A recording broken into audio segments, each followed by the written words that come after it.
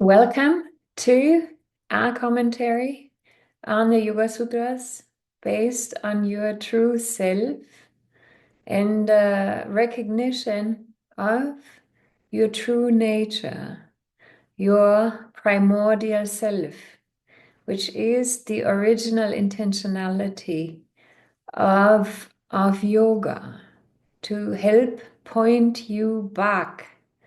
And it has become a bit lost in especially the Western uh, world, what yoga was actually intending originally from um, its original texts, its original foundational idea, which was about you realizing what you are, the realizing your inner divinity, the the goal of so many different spiritual traditions actually was always to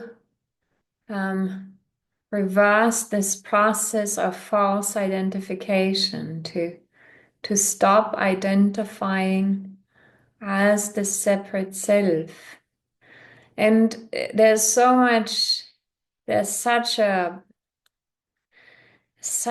mysticism around it oftentimes, which is beautiful because it points to the mystery that you ultimately are. You are indescribable. You are the God self. So no words can actually do it any justice. But there's so much congestion around it and so much mistranslation in those texts and in all these different philosophies that then have become more mentally absorbed and mentally digested, but that are not actually remembering the true intentionality. And with sacred knowledge or sacred wisdom, because all that is about the true self is sacred wisdom. It is different than other forms of knowledge, because what it points you to is beyond the mind. That's why also all forms of knowledge cannot lead you there. All mental understanding will not actually help you realize what you are. All these other forms of teachings and spiritual teachings, especially those that come from the self, they emerge spontaneously, and they also talk to that dimension of yourself. They come from the self and they speak to the self.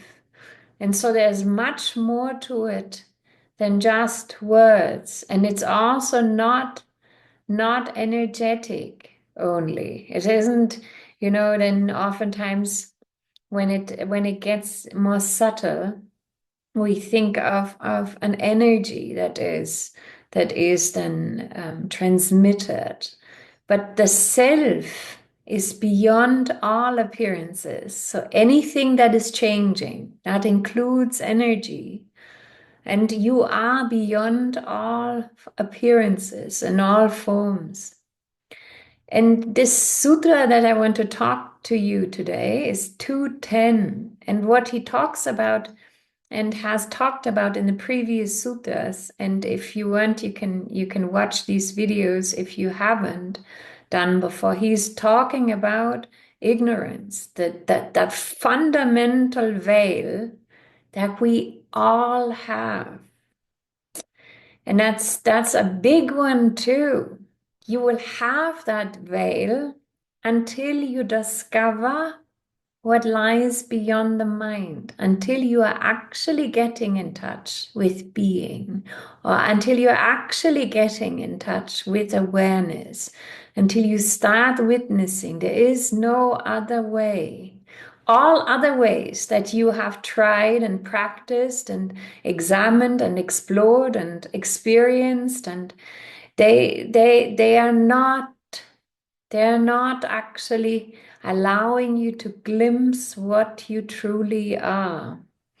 And so he talks about this avidya, this fundamental misperception, this fundamental veil that's just conditioned into everyone to falsely identify as this mind body. This is who I am. This is all I know. All I know my whole life is this. How could I not be this?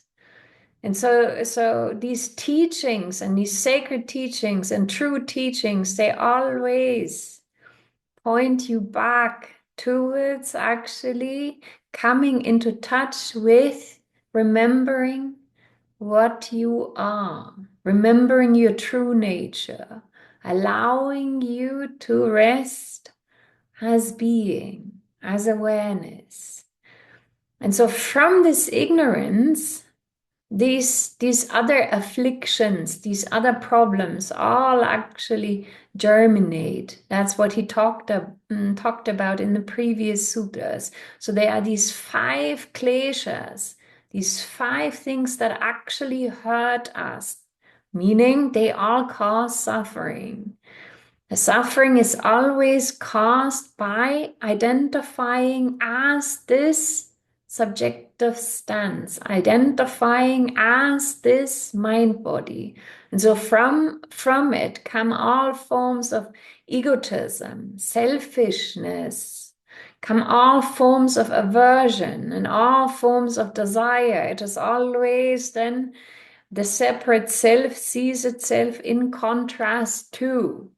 And so in contrast to, the mind tries to actually either add on to it or reject something or avoid something or be egoistic about something.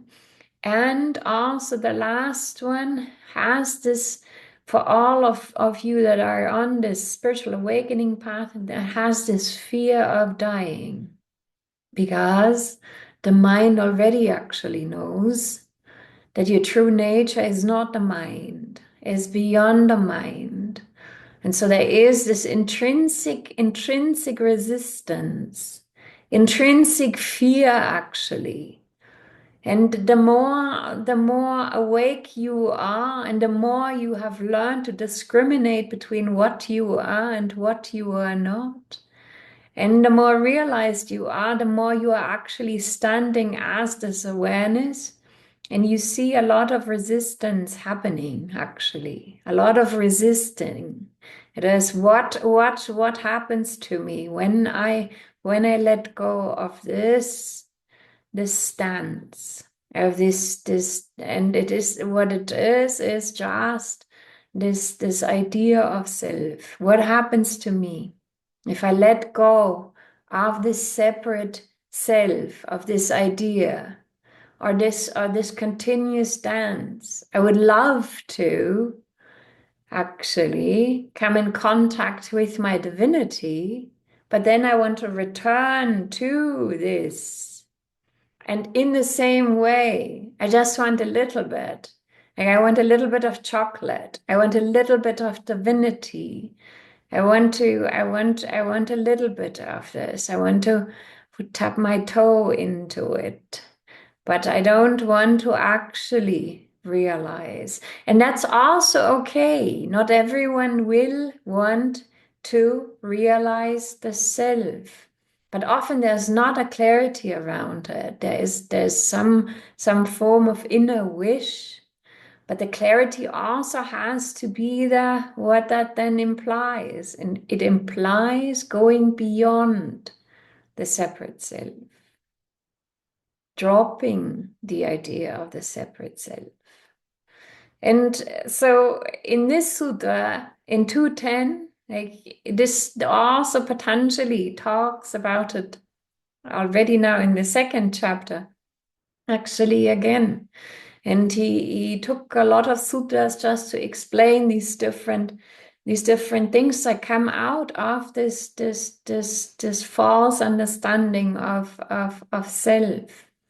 And now he says something, namely that for all these subtle afflictions, all of them, what you can do is always actually return to your original state. It means to remember what you are, but it also means to abide as awareness. And they're very subtle. They're very subtle. You're very subtly maybe connected or attached to your identity, to this identity as this mind body. And to go to abide as awareness, to learn that what that actually means, to straight go to being and to rest as being, or to stay empty, to not take on, is actually what he says in this sutta is like counterbirthing, literally. Yeah. It is a counter evolution to the germinating afflictions. Is always to remember yourself, is always to witness, is always to stay empty, to detach, to witness those. And that's the way how these afflictions also start to become more subtle, but also how you can avoid them, how you can avoid all these mental sufferings that stem from them. Finding the place that is already at peace. Finding what is already not attached, what is already detached by itself, what is already always alert, aware, and witnessing of all appearances. And it is a counterbirthing because you are actually what you are starting to get into touch again, remembering who you are, what is your true nature. And from that space, from you as awareness, you start seeing all these afflictions. You start seeing these aversions. You start seeing these desires. You start seeing your fears. You start seeing your identifications. As you start abiding as awareness, as you start witnessing, you will see that the mind will start to reveal to you more and more subtle identifications that you held, more and more subtle thoughts that keep you stuck in your identity. It's also like a revealing. What is your identity walked around? What are the thoughts, the patterns, the sensations, the ideas that have kept you identified to a distinct form, to a distinct thought pattern, a distinct thought form? And so he says, go back to your original nature. As long as these afflictions are subtle, and because they are very subtle, and to have also then have that spacious awareness in which those afflictions, these kleshas, can also arise. So they don't even have to be gone. They arise and they are seen. They're completely seen then from the space of awareness. You are becoming aware of them, and you're becoming aware that you're not found in them, and you're becoming aware that something else is there that is aware of all these appearances.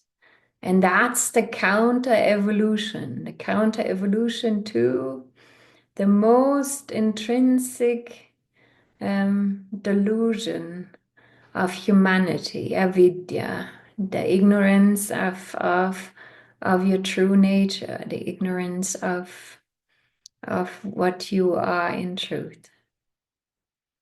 So I hope this was relevant to you and spoke to you at this moment of time. Thank you so much for your presence, for listening, and namaste.